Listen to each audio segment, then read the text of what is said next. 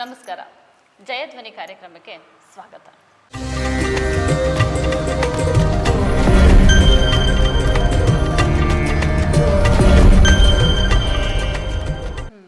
ಹೊರಗಡೆ ಬಂದು ಮಗನ್ನು ಕರ್ಕೊಂಡು ಅದೇ ಬಡತನ ಇಲ್ಲಿಗೆ ಬಂದಿದ್ದಾರೆ. ನಾವೇನು ಹೇಳ್ತಾ ಇದ್ವಿ, ಮಕ್ಕಳೆಲ್ಲ ಇಲ್ಲಿ ಆಟ ಆಡ್ತಾ ಇದ್ದಾರೆ ಹಸ್ತಿನಾವತಿ.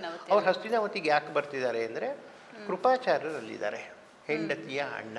ಹೇಗಾದ್ರು ಅರಮನೆ ತುಂಬ ಮಕ್ಕಳಿದ್ದಾರೆ, ಯಾರು ಪಾಠ ಹೇಳಿಸ್ಕೊಳಕ್ಕೆ ನಾನು ಸೇರಿಸಿದ್ರೆ ಜೀವನ ಶುರುವಾಗತ್ತೆ. ದ್ರೋಣಾಚಾರ್ಯರಂತಹ ಪ್ರತಿಭಾನ್ವಿತ ವ್ಯಕ್ತಿ, ಬಾಣ ಬಿಲ್ಲಲ್ಲಿ ಶಸ್ತ್ರವಿದ್ಯೆಯಲ್ಲಿ ಅವರನ್ನು ಮೀರಿಸೋರೇ ಯಾರೂ ಇಲ್ಲ. ಅಂತಹ ವ್ಯಕ್ತಿಗೂ ಕೂಡ ಅಂತಹ ದಟ್ಟ ದರಿದ್ರ ಸ್ಥಿತಿ ಬರುತ್ತೆ. ಹಾಗಾಗಿ ಇವರು ಅರಮನೆಗೆ ಬರ್ತಾರೆ. ಅವಕಾಶ ಹೇಗಾಗುತ್ತೆ ಅಂದರೆ, ಮಕ್ಕಳೆಲ್ಲ ಸೇರಿ ಆಟ ಆಡ್ತಿರೋ ಒಂದು ಮುತ್ತಿನ ಚೆಂಡು ಇಟ್ಕೊಂಡು ಆಟ ಆಡ್ತಾ ಇದ್ರಂತೆ. ಆಟ ಆಡ್ತಿರ್ಬೇಕಾದ್ರೆ ಆ ಚೆಂಡು ಹೋಗಿ ಬಾವಿಗೆ ಬಿದ್ದುಬಿಟ್ಟಿದೆ. ಆ ಚೆಂಡನ್ನು ಮೇಲಕ್ಕೆ ಎತ್ತಬೇಕು, ಇಲ್ಲಾಂದರೆ ಆಟ ಮುಂದುವರಿಯೋದಿಲ್ಲ. ಹಾಗಾಗಿ ಚೆಂಡನ್ನ ಮೇಲೆತ್ತದ ಹೇಗೆ ಅಂತ ಆ ಬಾವಿ ಸುತ್ತ ಮಕ್ಕಳು ಸೇರಿಕೊಂಡು ಹೇಗೆತ್ತದು, ಹಗ್ಗ ಬಿಟ್ಟು ಒಬ್ಬಂದು ಇಳಿಸೋಣ, ಈ ಥರ ಏನೇನೋ ಮಾತಾಡ್ಕೋತಾ ಇದ್ದಾರೆ.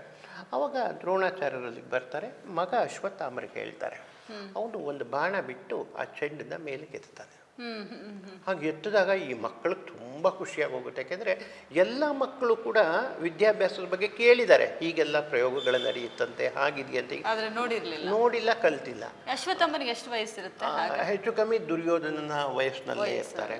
ಇಲ್ಲಿ ಕತೆ ಒಳಗಡೆ ವಯಸ್ಸಿನ ಪ್ರಮಾಣ ಇದೆಯಲ್ಲ, ಅದರಲ್ಲಿ ತುಂಬ ಏರಿಳಿತಗಳಿದೆ. ಹಾಗಾಗಿ ಆ ವಿಷಯನ ಅಲ್ಲಲ್ಲಿಗೆ ನಿಲ್ಲಿಸ್ಕೊಂಡು ಹೇಳಬೇಕಾಗ್ತದೆ.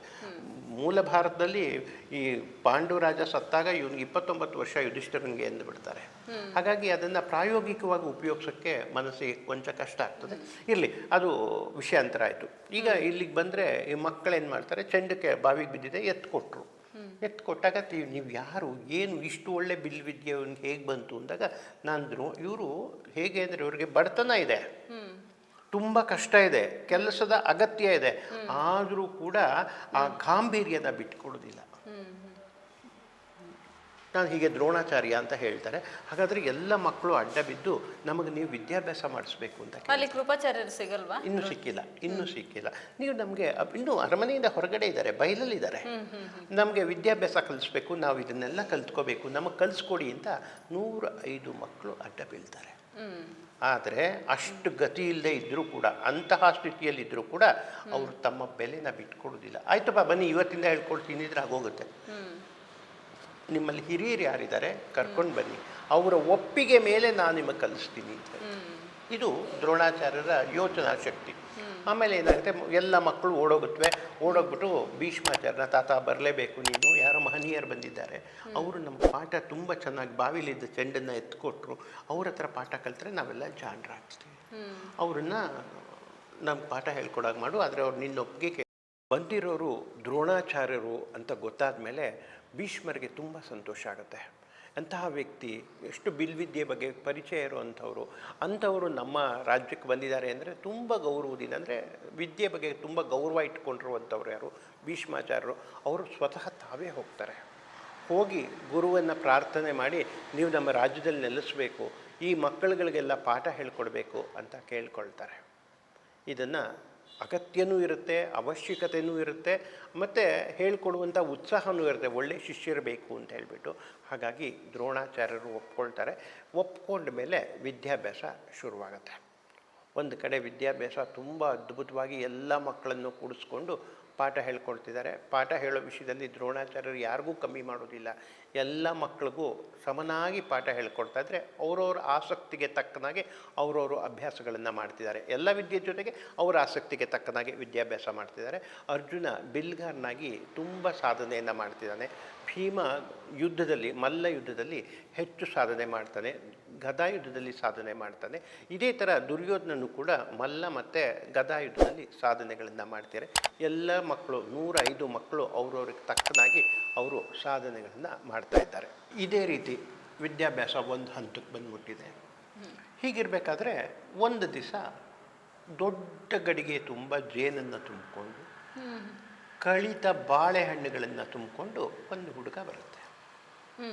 ವಿದ್ಯಾಭ್ಯಾಸ ನಡೀತಾ ಇದೆ ಕಣದಲ್ಲಿ. ಅಲ್ಲಿಗೆ ಒಂದು ಹುಡುಗ ಬರ್ತಾನೆ, ಬೇಡರ ಹುಡುಗ, ಅಂದರೆ ವಿದ್ಯೆ ಕಲಿಯೋದಕ್ಕೆ ಬರ್ತಿದೆ. ಹೌದು. ಇದನ್ನೆಲ್ಲ ತೆಗೆದುಕೊಂಡು ಬಂದು ದ್ರೋಣಾಚಾರ್ಯ ಎಲ್ಲಿದ್ದಾರೆ ಅಂದರೆ ಪಾಪ ಅವನು ಕಾಡಲ್ಲಿ ಬೆಳೀತಿರೋ ಹುಡುಗ, ಕಾಡಿನ ರಾಜನ ಮಗ. ಸರಿ ಅವ್ರು ಬರ್ತಾರೆ, ಬಂದ್ಬಿಟ್ಟು ಅಂದ್ರೆ ಆ ಹುಡುಗನಿಗೆ ದ್ರೋಣಾಚಾರ್ಯರ ಬಗ್ಗೆ ತಿಳಿದಿತ್ತ? ತುಂಬ ಚೆನ್ನಾಗಿ ತಿಳಿದಿದೆ.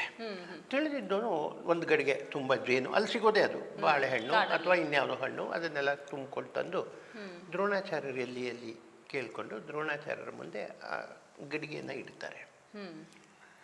ಇಟ್ಟುಬಿಟ್ಟು, ಸ್ವಾಮಿ ನೀವು ನನಗೆ ವಿದ್ಯಾಭ್ಯಾಸ ಮಾಡಿಸ್ಬೇಕು ಅಂತ ಕೇಳ್ಕೊಳ್ತಾರೆ. ದ್ರೋಣಾಚಾರ್ಯರು ಕೇಳ್ತಾರೆ, ಹಾಗಾದರೆ ನೀನು ಯಾರಪ್ಪ? ಹೀಗೆ ನಾನು ಬೇಡ ರಾಜನ ಮಗ, ನನಗೆ ಮುಂದೆ ನಾನೇ ರಾಜ ಆಗಬೇಕು, ಅಲ್ಲಿಗೆ ನನಗೆ ನಿಮ್ಮ ಹತ್ರ ನನಗೆ ಬಿಲ್ವಿದ್ಯೆ ಬರುತ್ತೆ, ಆದರೆ ನಂದೆಷ್ಟು ಪ್ರಾಣಿಗಳನ್ನು ಬೇಟೆಯಾಡುವಷ್ಟು ಮಾತ್ರ ಗೊತ್ತು, ಆದರೆ ನೀವು ತುಂಬ ದಿವ್ಯವಾಗಿ ಕಲಿಸ್ಕೊಡ್ತೀರಾ, ನಿಮ್ಮ ಹತ್ರ ಶಿಷ್ಯನಾಗಿರಬೇಕು ಅಂತ ನಂಗೆ ಆಸೆ, ನನ್ನ ಹೆಸರು ಏಕಲವ್ಯ ಅಂತ ಕೇಳ್ಕೊಳ್ತಾನೆ. ತಂದೆ ಇಲ್ಲ ಪಾಪ, ಬರೀ ತಾಯಿ ಮಾತ್ರ ಇದ್ದಾರೆ. ಹೇಳ್ತಾನೆ. ಹೇಳಿದಾಗ ಇವ್ರು ಹೇಳ್ತಾರೆ, ಇಲ್ಲ ನಾನು ಇಲ್ಲಿವರೆಗೆ ಕೆಳವರ್ಗದ ವಿದ್ಯಾರ್ಥಿಗಳಿಗೆ ನಾನು ಕಲಿಸೇ ಇಲ್ಲ, ಬರೀ ರಾಜಕುಮಾರರಿಗೆ ಮಾತ್ರ ನಾವು ವಿದ್ಯಾಭ್ಯಾಸ. ಅಂದರೆ ಇವರು ಆ ಕಾಲಕ್ಕೆ ಸಿಕ್ಕಿದ್ರೆ ಹೇಳ್ಕೊಡ್ತಿದ್ರೇನೋ, ಇವಾಗ ಇವ್ರದ್ದೊಂದು ಯೋಗ್ಯತೆ ಒಂದು ಇದಕ್ಕೆ ಸ್ಥಿತಿಗೆ ಬಂದಿದೆ. ಹಾಗಾಗ್ಬಿಟ್ಟು ಇವರು ಒಂಥರದಲ್ಲಿ ಜಂಬನೆ ಮಾಡ್ತಾರೆ, ನಾನು ಹೇಳ್ಕೊಡೋದಿಲ್ಲ ಅಂತ ಹೇಳ್ತಾರೆ. ಅದು ಅವ್ರಿಗೆ ಅವರೇ ಹಾಕ್ಕೊಂಡಿರುವಂತಹ ಒಂದು ನಿಯಮ. ಯಾಕೆಂದರೆ ಒಂದು ಸ್ಥಿತಿ ಮುಟ್ಟಿದವರು ಅದಕ್ಕಿಂತ ಕೆಳಗಡೆ ಹೇಳಿದ್ರೆ ಅಗ್ಗ ಆಗಿಬಿಡ್ತಾರೆ ಸಮಾಜದಲ್ಲಿ. ಯಾಕಂದರೆ ಬಡತನನ ನೋಡಿ ಬಂದಿರೋದ್ರಿಂದ ಅವ್ರಿಗೆ ಗೊತ್ತಿದೆ ಬಡತನದ ಬೆಲೆ. ಅಕಸ್ಮಾತ್ ಇಲ್ಲಿಂದ ಆಚೆ ಹಾಕಿದ್ರೆ ನನ್ನ ಗತಿ ಬಡತನ ಯಾತಕ್ಕೆ ಬೇಕು, ಜೊತೆಗೆ ಹಾಗಾಗಿ ತನ್ನ ಯೋಗ್ಯತೆಯನ್ನು ಕಾಪಾಡ್ಕೋತಾ ಇದ್ದಾರೆ. ಆದರೆ ಈ ಹುಡುಗ ಹೇಳ್ತಾ ಇಲ್ಲ, ನೀವು ನನಗೆ ಪಾಠ ಹೇಳ್ಕೊಡ್ಲೇಬೇಕು, ನಂಗೆ ತುಂಬ ಆಸಕ್ತಿ ಇದೆ, ನಾನು ಕಲಿಸಿ ನಾ ಕಲ್ತ್ಕೊತೀನಿ. ಏಕಲವ್ಯ ಬಂದು ಕೇಳ್ಕೊಳ್ತಾ ಇದ್ದಾಗ ದ್ರೋಣಾಚಾರ್ಯರು ಒಪ್ಕೊಳ್ಳೋಕ್ಕಾಗಲ್ಲ. ಯಾಕೆಂದರೆ ಅವರು ಒಂದು ಸಂದಿಗ್ಧದಲ್ಲಿ ಸಿಕ್ಕಾಕೊಂಡಿದ್ದಾರೆ. ಅರ್ಜುನನಿಗೆ ಒಂದು ಮಾತು ಕೊಟ್ಟಿದ್ದಾರೆ, ಏನು ಅಂದರೆ, ನಾನು ನಿನ್ನನ್ನು ಶ್ರೇಷ್ಠ ಬಿಲ್ಗಾರನಾಗಿ ಮಾಡ್ತೀನಿ, ನಿನ್ನ ಬಿಟ್ಟು ಇನ್ಯಾರೂ ಇರಬಾರ್ದು ಪ್ರಪಂಚದಲ್ಲಿ ಶ್ರೇಷ್ಠ ಬಿಲ್ಗಾರ, ಅಂತಹ ಒಂದು ವಿದ್ಯೆಯನ್ನು ನೀನು ಕಲಿಸ್ಕೊಡ್ತೀನಿ ಅಂತ ಮಾತು ಕೊಟ್ಟಿದ್ದಾರೆ. ಹೀಗೆ ಮಾತು ಕೊಟ್ಟಿದ್ದ ಕಾರಣದಿಂದ ದ್ರೋಣಾಚಾರ್ಯರು ಇವನಿಗೆ ವಿದ್ಯಾಭ್ಯಾಸ ಮಾಡಿಸೋಕ್ಕೆ ಸಾಧ್ಯ ಇಲ್ಲ. ಹಾಗಾಗ್ಬಿಟ್ಟು ಸಾಧ್ಯನೇ ಇಲ್ಲಪ್ಪ, ನೀನು ಹೋಗ್ಬೋದು ಅಂತ ಕಳಿಸ್ಬಿಡ್ತಾರೆ. ಆ ಹುಡುಗ ತುಂಬ ಕೇಳ್ಕೊಳ್ಳುತ್ತೆ. ಎಷ್ಟು ಕೇಳ್ಕೊಂಡ್ರೂ ಇವರು ಅವನಿಗೆ ಹೇಳ್ಕೊಡೋಕ್ಕೆ ಸಿದ್ಧ ಇಲ್ಲ. ಶಬ್ದವೇದಿ ವಿದ್ಯೆ ಬಗ್ಗೆ ಅವನಿಗೆ ತುಂಬ ಆಸಕ್ತಿ ಇರುತ್ತೆ ಕಲಿಬೇಕು ಅಂತ, ಆದರೆ ಶಬ್ದವೇದಿ ವಿದ್ಯೆಯನ್ನು ಅವ್ರು ಹೇಳ್ಕೊಡೋದಿಲ್ಲ ಅಂತ ಕಳಿಸ್ಬಿಡ್ತಾರೆ. ವಿದ್ಯಾಭ್ಯಾಸನೇ ಕಲಿಸಲ್ಲ ಅಂತಾರೆ. ಆದರೆ ಆ ಹುಡುಗ ಮನಸ್ಸಿನ ತುಂಬ ಏಕಲವ್ಯ ಇವ್ರ ಭಾವನ ತುಂಬಿಕೊಂಡು ಹೋಗ್ತಾನೆ. ಗುರುವಾಗಿ ಅವರನ್ನು ಸ್ವೀಕಾರ ಮಾಡಿ, ಅವ್ರ ಪಾಠ ಹೇಳ್ಕೊಡಲ್ಲ ಅಂದರೂ ಕೂಡ ಅವರನ್ನು ಗುರುವಾಗಿ ಸ್ವೀಕಾರ ಮಾಡಿ ಅಲ್ಲಿಂದ ಹೋಗ್ತಾರೆ. ಹೋದ ಮೇಲೆ ಅವ್ರದ್ದೇ ಆದಂತಹ ದ್ರೋಣಾಚಾರ್ಯರ ರೂಪನ್ನು ಕೊಟ್ಕೊಂಡು ಮಣ್ಣಿನಲ್ಲಿ ದ್ರೋಣರ ಬೊಂಬೆಯನ್ನು ಮಾಡ್ಕೋತಾನೆ. ಮಾಡಿಕೊಂಡು ತಾನೊಬ್ಬನೇ ಗುರುವಿನ ಎದುರುಗಿದ್ದೀನಿ, ಗುರು ಹೇಳ್ಕೊಡ್ತಿದ್ದಾರೆ ಅಂತ ಕಣ್ಣಿಗೆ ಬಟ್ಟೆ ಕಟ್ಕೊಂಡು ಅಭ್ಯಾಸ ಮಾಡಲಿಕ್ಕೆ ಶುರು ಮಾಡ್ತಾನೆ. ಈ ಅಭ್ಯಾಸ ಮಾಡ್ತಾ ಅಭ್ಯಾಸ ಅವನು ನಡೀತಾ ಇದೆ. ಆ ಕಡೆ ಇತ್ತ ಕಡೆ ಇವರು ಎಲ್ಲರಿಗೂ ಪಾಠ ಹೇಳ್ಕೊಡ್ತಾ ಇದ್ದಾರೆ. ಈ ಪಾಠ ಹೇಳ್ಕೊಡೋ ಸಂದರ್ಭದಲ್ಲಿ ಸುಮಾರು ಘಟನೆಗಳು ನಡೀತವೆ. ಈ ಘಟನೆಗಳಲ್ಲೆಲ್ಲ ಕಡೆಯೂ ಕೂಡ ಅರ್ಜುನ ಇವರಿಗೆ ತುಂಬ ಮೆಚ್ಚಿನ ವಿದ್ಯಾರ್ಥಿ ಆಗ್ತಾ ಇರ್ತಾನೆ. ಹಾಗಾಗ್ಬಿಟ್ಟು ಅವನಿಗೆ ತಮ್ಮ ಎಲ್ಲ ವಿದ್ಯೆಯನ್ನು ದಾರಿ ಎರೆದುಕೊಟ್ಟಿದ್ದಾರೆ. ಹೀಗಿರಬೇಕಾದ್ರೆ ಒಂದು ದಿವಸ ಏನಾಗುತ್ತೆ, ಕಾಡಲ್ಲಿ ಹೋಗ್ತಾ ಇರಬೇಕಾದ್ರೆ ನಾಯಿಗಳು ಬೊಗಳ್ತ್ಕೊಂಡು ಹೋಗ್ತವೆ. ಎಲ್ಲರೂ ಸಾಮಾನ್ಯವಾಗಿ ಕಾಡಿಗೆ ಬೇಟೆ ಆಡ್ಲಿಕ್ಕೆ ಹೋಗಬೇಕಾದ್ರೆ ನಾಯಿಗಳನ್ನು ಮುಂದೆ ಬಿಟ್ಕೊಂಡು ಹೋಗ್ತಾರೆ. ಆ ನಾಯಿಗಳು ಬೊಗಳ್ತಾ ಇರ್ತವೆ. ಯಾವ್ದಾದ್ರು ಪ್ರಾಣಿಗಳನ್ನು ಕಂಡ್ರೆ ನಾಯಿಗಳು ಬೊಗಳ್ತಾ ಇರುತ್ತೆ. ಹಾಗೆ ಬೊಗಳ್ತಾ ಇದ್ದರೆ ಆ ಕಡೆಯಿಂದ ನಾಯಿಗಳ ಬಾಯಿ ಎಲ್ಲಿದೆ ಅದಕ್ಕೆ ಸರಿಯಾಗಿ ಬಾಣಗಳು ಬಂದು ಬಿದ್ದು ನಾಯಿ ಸತ್ತು ಬೀಳುತ್ತವೆ.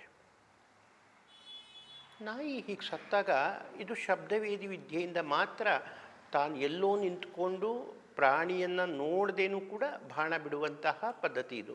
ನನಗೊಬ್ಬರಿಗೆ ಮಾತ್ರ ಹೇಳ್ಕೊಡ್ತೀನಿ ಅಂತ ಗುರುಗಳು ಹೇಳಿದರು. ಆದರೆ ಇನ್ನೊಬ್ರಿಗೂ ಹೇಗೆ ಉಪದೇಶ ಆಯಿತು? ಅರ್ಜುನಿಗೆ ಚಿಂತೆ ಆಗುತ್ತೆ. ಹಾಗಾದರೆ ನಿಮ್ಮೊಬ್ಬರಿಗೆ ಗೊತ್ತಿರೋ ವಿದ್ಯೆ, ಈ ವಿದ್ಯೆ ಅವ್ನಿಗೆ ಹೇಗೆ ಬಂತು, ಯಾರಿಗೆ ಬಂತು, ಇಲ್ಲಿ ಯಾರು ಅಂತೇಳಿ ಆ ಬಾಣದ ಬಂದ ದಾರಿ ಹುಡ್ಕೊಂಡು ಹೋದರೆ ಅಲ್ಲಿ ಏಕಲವ್ಯ ಬಾಣ ಬಿಡ್ತಾ ಇರೋದು ಕಾಣುತ್ತೆ. ಇವರೆಲ್ಲರೂ ಕೇಳ್ತಾರೆ, ಗುರುವೇ ನೀನು ಅವನಿಗೆ ಪಾಠ ಹೇಳ್ಕೊಡಲ್ಲ ಅಂತ ಹೇಳಿದ್ದೆ, ಆದರೆ ನೋಡಿದ್ರೆ ನೀನು ಪಾಠನ ಅವನು ಕಲ್ತ್ಕೊಂಡಿದ್ದಾನೆ, ನನಗೆ ಹೇಳಿದೆ ಗುಟ್ಟಲ್ಲಿ ನೀವು ಅಭ್ಯಾಸ ಮಾಡ್ತಿದ್ದೀರಿ, ನೀವು ನಂಗೆ ಮಾತು ಕೊಟ್ಟಿದ್ದೀರಾ ಏನಂತ ಅಂದರೆ ನನ್ನೊಬ್ಬನ ಮಾತ್ರ ಶ್ರೇಷ್ಠ ಬಿಲ್ಗಾರನ್ ಮಾಡ್ತೀನಿ ಅಂತ ಮಾತು ಕೊಟ್ಟು ನೀವು ಅವ್ನಿಗೆ ಹೇಗೆ ಅಭ್ಯಾಸ ಮಾಡ್ತಿದ್ರಿ? ಅರ್ಜುನ ಹಿಡ್ಕೊಂಡು ಕೇಳ್ತಾನೆ. ಗುರು ಯಾವಾಗಲೂ ಶಿಷ್ಯ ಗುರು ಹೇಳಿದಾಗೆ ನಡ್ಕೊಳ್ಳೋಂಥ ಪದ್ಧತಿ ಇಲ್ಲ. ಗುರು ಹೇಳಿದಾಗ ಶಿಷ್ಯ ನಡ್ಕೊಳ್ಬೇಕು. ಆದರೆ ಇಲ್ಲಿ ಬದಲಾವಣೆ ಆಗ್ತದೆ. ಗುರು ಮಾತು ಕೊಟ್ಬಿಟ್ಟಿದ್ದಾರೆ ಶಿಷ್ಯಗೆ, ನಿನ್ನೊಬ್ಬನ್ನೇ ಶ್ರೇಷ್ಠ ಬಿಲ್ಗಾರನಾಗಿ ಮಾಡ್ತೀನಿ ಅಂತ ಹೇಳ್ಬಿಟ್ಟು. ಈ ಲೆಕ್ಕದಲ್ಲಿ ದ್ರೋಣಾಚಾರ್ಯರು ಅವನ್ನ ಹುಡ್ಕೊಂಡು ಹೋಗಿ ಕೇಳ್ತಾರೆ, ಏನಪ್ಪ ನೀನು ಹೇಗೆ ಕಲಿತೆ, ನಿನ್ನ ಗುರು ಯಾರು ಅಂದರೆ ದ್ರೋಣಾಚಾರ್ಯರು ಅಂತಲೇ ಹೇಳ್ತಾನೆ. ಹೇಗೆ, ನಾನು ನಿನಗೆ ಪಾಠನೇ ಹೇಳ್ಕೊಡ್ಲಿಲ್ಲ, ನಿನಗೆ ನಾನು ಗುರು ಹೇಗಾಗ್ತೀನಿ ಅಂದರೆ, ಇಲ್ಲ ಮಾನಸಿಕವಾಗಿ ನಾನು ನಿಮ್ಮನ್ನು ಗುರು ಅಂತ ಸ್ವೀಕರಿಸ್ದೆ, ಬನ್ನಿ ಅಂತ ಕರ್ಕೊಂಡು ಹೋಗ್ತಾನೆ. ಅವನು ಯುದ್ಧಾಭ್ಯಾಸ ಮಾಡುವಂತಹ ಜಾಗದಲ್ಲಿ ದ್ರೋಣಾಚಾರ್ಯರದೇ ಒಂದು ಬೊಂಬೆ ಇದೆ. ಆ ಬೊಂಬೆಯ ಮುಂದೆ ನಿಂತ್ಕೊಂಡು ನಾನು ಹೀಗೆ ಅಭ್ಯಾಸ ಮಾಡ್ತಿದ್ದೆ, ನಿಮ್ಮ ಪ್ರೇರಣೆಯಿಂದನೇ ನಾನು ಈ ವಿದ್ಯೆ ಕಲ್ತಿದ್ದು ಅಂತ ಹೇಳ್ತು.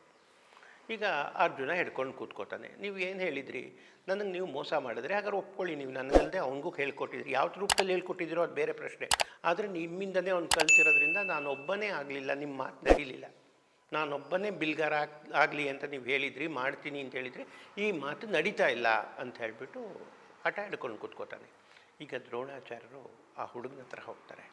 ಹೋಗ್ಬಿಟ್ಟು, ಏನಪ್ಪ ಬರೀ ವಿದ್ಯೆನ ನನ್ನಿಂದ ಕಲಿತೆ ಎಂದೇ ಅಲ್ವಾ? ಹೌದು ಸ್ವಾಮಿ, ನೀವೇ ನನಗೆ ವಿದ್ಯೆ ಕಲಿಸ್ಕೊಟ್ಟವರು, ನೀವೇ ನನ್ನ ಗುರುಗಳು ಅಂತಾನೆ. ಹಾಗಿದ್ದರೆ ಒಂದು ಯೋಚನೆ ಮಾಡು, ಗುರು ಕಾಣಿಕೆ ಕೊಡದೇ ಇದ್ದರೆ ವಿದ್ಯಾಭ್ಯಾಸ ಪೂರ್ಣವಾಗೋದಿಲ್ಲ, ಗುರು ಕಾಣಿಕೆ ಕೊಡಲೇಬೇಕು ನೀನು ಅಂತಾರೆ.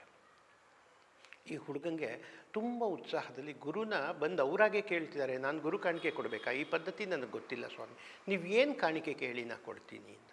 ಹಾಗಾದರೆ ನಿನ್ನ ಬಲಗೈಯ ಹೆಬ್ಬೆರಳನ್ನು ಕತ್ತರಿಸ್ಕೊ ಅಂತ ಕೇಳ್ತಾರೆ. ಯಾಕೆಂದರೆ ಬಾಣ ಬಿಡುವಾಗ ಹೆಬ್ಬೆರಳಿದೆಯಲ್ಲ, ಇದು ತುಂಬ ಕೆಲಸ ಮಾಡುತ್ತಂತೆ. ಬಾಣ ಬಿಡುವಾಗ ಆ ಹೆಬ್ಬೆರಳಿಲ್ಲ ಅಂದರೆ ಅವನು ಆ ಶಬ್ದವೇದಿ ವಿದ್ಯೆಯನ್ನು ನಡೆಸೋಕ್ಕಾಗಲ್ಲ. ಗುರುವಾಗಿ ಇವ್ರು ಏನೂ ಪಾಠ ಹೇಳಿಕೊಡದೇ ಇದ್ದರೂ ಕೂಡ, ಗುರುವಾಗಿ ಅವನಿಗೆ ಶಿಕ್ಷಣ ಕೊಡದೇ ಇದ್ದರೂ ಕೂಡ, ಇವರ ನೆನಪಲ್ಲಿ ಅಥವಾ ಇವರನ್ನ ದೃಷ್ಟಿಯಲ್ಲಿಟ್ಕೊಂಡು ಇವರೇ ಗುರು ಅಂತ ಏಕಲವ್ಯ ತುಂಬ ಶ್ರದ್ಧೆಯಿಂದ ಕಲ್ತಿರ್ತಾನೆ. ಹೇಳಬೇಕಂದ್ರೆ ತನ್ನ ಸ್ವಂತ ಸಾಧನೆಯಿಂದ ಆ ವಿದ್ಯೆಯನ್ನು ರೂಢಿಸ್ಕೊಂಡಿರ್ತಾನೆ. ಆದರೆ ಅವನ ಮನಸ್ಸಿನಲ್ಲಿ ದ್ರೋಣಾಚಾರ್ಯರನ್ನ ಗುರು ಅಂಥೇಳಿ ಭಾವಿಸಿರ್ತಾನೆ. ಹಾಗಾಗಿ ಅವ್ರು ಕೇಳಿದ ತಕ್ಷಣ ಹಿಂದೆ ಮುಂದೆ ಯೋಚನೆ ಮಾಡದೆ ತನ್ನ ಕೈ ಹೆಬ್ಬೆರಳನ್ನು ಕತ್ತರಿಸಿ ಕೊಟ್ಟುಬಿಡ್ತಾನೆ. ಇಷ್ಟಾದ ಮೇಲೆ ಅರ್ಜುನನಿಗೆ ಗುರುವಿನ ಮೇಲೆ ನಂಬಿಕೆ ಬರುತ್ತೆ. ಈ ಹಂತದಲ್ಲಿ ಎಲ್ಲ ವಿದ್ಯಾಭ್ಯಾಸ ಕಲ್ತಿರ್ಬೇಕಾದ್ರೆ ಒಂದು ದಿವಸ ಅರಮನೆಗೆ ಬರ್ತಾರೆ.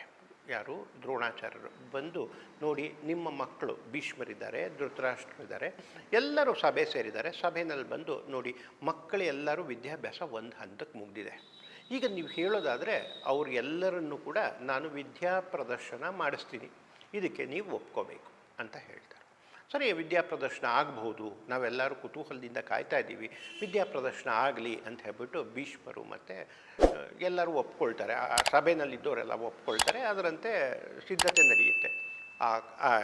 ಏನು ಕ್ರೀಡಾಂಗಣ ಇದೆಯಲ್ಲ, ಯಾಕೆಂದರೆ ಯುದ್ಧ ಅಭ್ಯಾಸ ನಡೆದಿರೋದನ್ನು ಪ್ರದರ್ಶನ ಮಾಡೋ ಕ್ರೀಡಾಂಗಣ ಇದೆಯಲ್ಲ, ಆ ಕ್ರೀಡಾಂಗಣನೇ ತುಂಬ ಕಷ್ಟಪಟ್ಟು ಕಟ್ತಾರೆ, ತುಂಬ ಖರ್ಚು ಮಾಡಿ ಒಂದು ಊರು ಕಟ್ಟಿದಾಗೆ ದೊಡ್ಡದಾಗಿ ಕಟ್ತಾರೆ. ಅದರೊಳಗಡೆ ಎಲ್ಲರೂ ಕ್ರೀಡಾ ಪ್ರದರ್ಶನ ಮಾಡೋದು ಅಥವಾ ವಿದ್ಯಾಭ್ಯಾಸದ ಪ್ರದರ್ಶನ ಮಾಡೋದು ಅಂತ ತೀರ್ಮಾನ ಆಗುತ್ತೆ.